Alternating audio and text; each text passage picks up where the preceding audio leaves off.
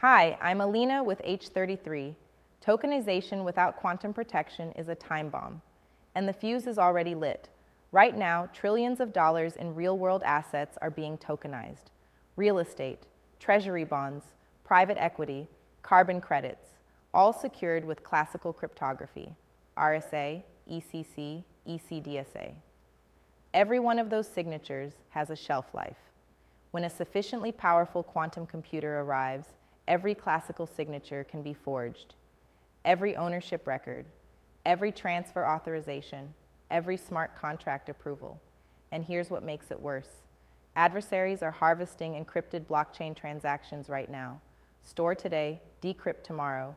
The tokens you're minting this quarter are already being collected for future forgery.